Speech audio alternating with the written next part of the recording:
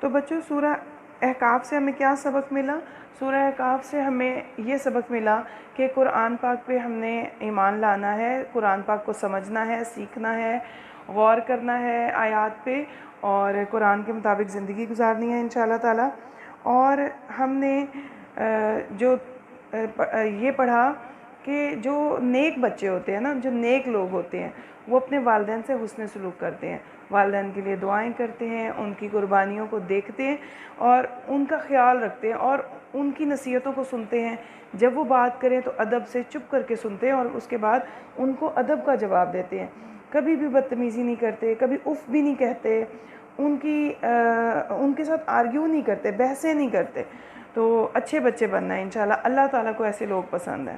اور پھر ہم نے نافرمان قوم بھی نہیں بننا۔ نافرمان قوم کیا کرتی تھی؟ اللہ کے سائنس کو جھٹلاتی تھی، آیات کا انکار کرنا، رسولوں کا انکار کرنا، ان کو فالو نہ کرنا، اطاعت نہ کرنا۔ تو ایسا نہیں کرنا، ٹھیک ہے نا؟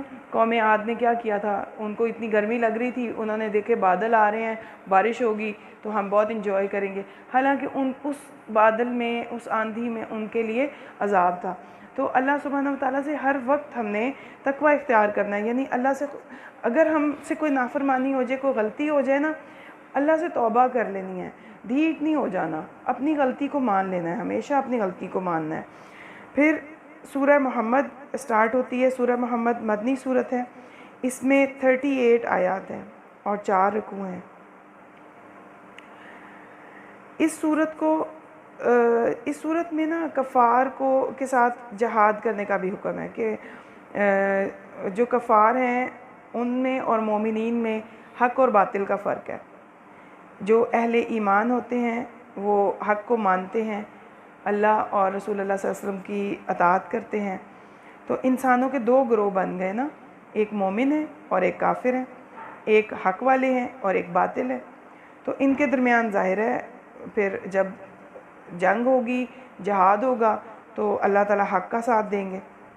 تو اللہ سبحانہ وتعالیٰ نے یہاں پر حکم دیا ہے کہ اللہ کی خاطر جو کفار ہیں نا، اللہ کے دشمن ہیں، ان سے جہاد کیا جائے۔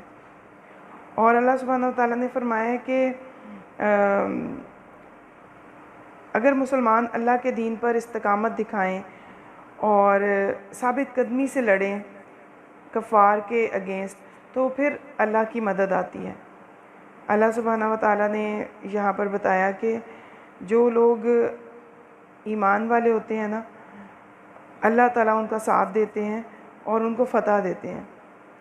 اور اس صورت میں جہاد سے ریلیٹڈ سارے احکامات ہیں کہ جب کافروں سے ٹکرائیں گے یا کافروں کے ساتھ جہاد کریں گے تو اللہ تعالیٰ نے فرمایا کہ ان کو اللہ کا دشمن جو بنے نا، یعنی جو کفر کرے، جو شرک کرے، اللہ کے دشمنوں کو آپ ختم کر دو۔ تو یہ اللہ کا حکم ہے، اللہ کے حکم کو ماننا ہے، اس میں کوئی ظلم نہیں ہے، کیونکہ وہ لوگ اللہ کے ساتھ ظلم کرتے ہیں، وہ یعنی شرک کرتے ہیں نا، تو شرک سب سے بڑا ظلم ہے نا، اس لیے اللہ تعالیٰ نے ان کے ساتھ لڑائی کرنے کو کہا کہ آپ ان سے لڑیں اور اللہ کا کلمہ بلند کریں۔ پھر الحمدللہ اس بارے میں سورہ الفتح سٹارٹ ہوئی۔ سورہ الفتح میں 29 آیات ہیں، 4 رکوع ہیں، اور یہ اس وقت نازل ہوئی تھی یہ صورت جب رسول اللہ صلی اللہ علیہ وسلم حدیبیہ سے واپس تشریف لائے تھے۔ رسول اللہ صلی اللہ علیہ وسلم نے فرمایا تھا کہ مجھ پر ایک ایسی صورت نازل ہوئی ہے کہ جو مجھے دنیا اور ما فیہا سے بہتر ہے۔ تو سورہ الفتح کی کچھ آیتیں آپ صلی اللہ علیہ وسلم نے اس وقت تلاوت کی۔ آپ صلی اللہ علیہ وسلم نے مدینہ منورہ میں خواب دیکھا کہ ہم مکہ میں داخل ہوئے ہیں اور بیت اللہ کا طواف کیا، اور آپ صلی اللہ علیہ وسلم نے جب صحابہ کو یہ خواب بتایا تو سب کو بہت خوشی ہوئی۔ نبی صلی اللہ علیہ وسلم کا جو خواب ہوتا تھا وہ سچ ہوتا تھا۔ تو آپ صلی اللہ علیہ وسلم نے صحابہ کے ساتھ ایک بار سفر کیا، مدینہ منورہ سے مکہ کی طرف روانہ ہوئے، اور جب مدینہ اور مکہ کے درمیان میں پہنچے، عمرے کے لیے گئے تھے، تو وہاں سے آپ کو اطلاع دی گئی کہ مکہ والے جو ہیں نا وہ آپ سے جنگ کی تیاری کر رہے ہیں۔ تو آپ صلی اللہ علیہ وسلم نے حضرت عثمان بن عفان کو ایلچی قاصد بنا کر بھیجا، اپنا نمائندہ بنا کر، کہ وہ مکہ والوں کو سمجھائیں کہ ہم جنگ کی نیت سے نہیں آئے، ہمارا مقصد صرف عمرہ کرنا ہے، مکہ بیت اللہ کی زیارت کرنا ہے اور کچھ نہیں ہے، ہم نے بس زیارت کرنی ہے، عمرہ کرنا ہے۔ تو حضرت عثمان رضی اللہ عنہ کے لیے یہ افواہ پھیلی کہ انہوں نے نا شہید کر دیا۔ تو آپ صلی اللہ علیہ وسلم نے درخت کے نیچے بیٹھ کر اپنے تمام اصحاب سے بیعت لی، اس بیعت کو بیعت رضوان کہا جاتا ہے۔ تو اللہ سبحانہ وتعالیٰ نے فرمایا کہ میں ان تمام جو لوگ اس بیعت میں شامل تھے، میں ان سب سے راضی ہو گیا۔ اور بعد میں یہ افواہ جھوٹی نکلی، پتہ چل گیا کہ یہ رومرز تھیں، یہ اس میں سچائی نہیں تھی۔ تو پھر ایک معاہدہ ہوا اور امن کا معاہدہ تھا، اس کو صلح حدیبیہ بھی کہتے ہیں۔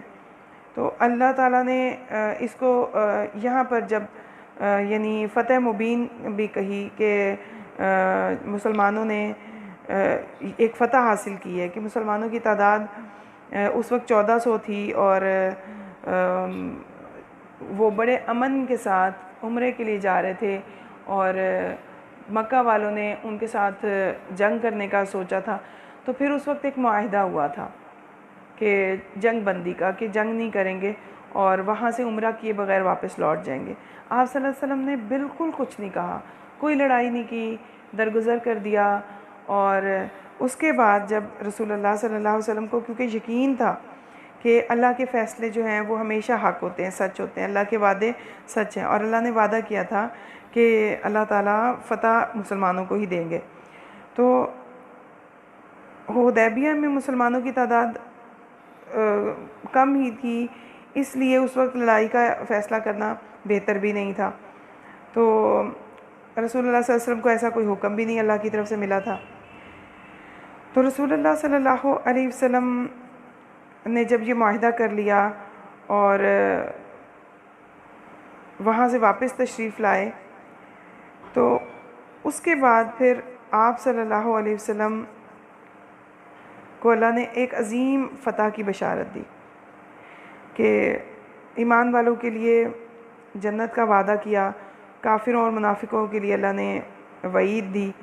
اور اللہ سبحانہ وتعالیٰ نے یہاں پر دو گروہ کا ذکر کیا، کہ ایک گروہ جو اہل ایمان کا تھا، مخلص تھے، جو غیر مسلح ہونے کے باوجود، یعنی ان کے پاس اتنے ویپنز بھی نہیں تھے، اور وہ اللہ تعالیٰ کے حکم کے ساتھ رسول اللہ صلی اللہ علیہ وسلم کے ہاتھ پہ وہ بیعت کرتے تھے، اور آپ صلی اللہ علیہ وسلم کی قیادت میں فتح اور شہادت کے لیے جنگیں لڑتے تھے۔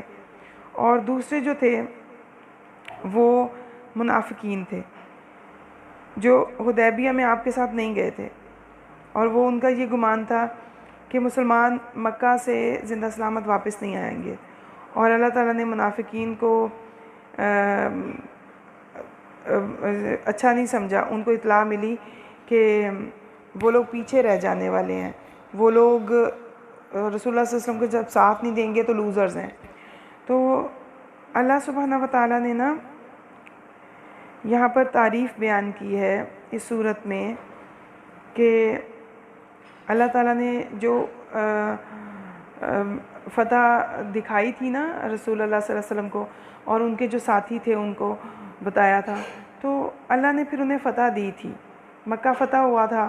اور اللہ سبحانہ وتعالیٰ نے صحابہ کی تعریف کی کہ وہ ایسے لوگ ہوتے ہیں کہ جو کفار کے مقابلے میں بہت سخت ہوتے ہیں، لیکن آپس میں بہت کائنڈ ہوتے ہیں، بہت مہربان ہوتے ہیں، اور وہ اللہ سے اللہ کی رضا چاہتے ہیں، اللہ کی خوشی چاہتے ہیں، اور اللہ تعالیٰ ایسے لوگوں کے لیے اجر کا وعدہ کرتے ہیں، مغفرت کا وعدہ کرتے ہیں۔ جو لوگ ایمان لائے، جو نیک عمل کرتے رہے، اللہ تعالیٰ ان سے راضی ہوئے۔ اللہ تعالیٰ سے ہم دعا کرتے ہیں اللہ ہمیں بھی ان میں شامل کریں، آمین۔ الحمدللہ سورہ محمد کمپلیٹ ہوئی۔ اب ہم دیکھیں گے سورہ الحجرات۔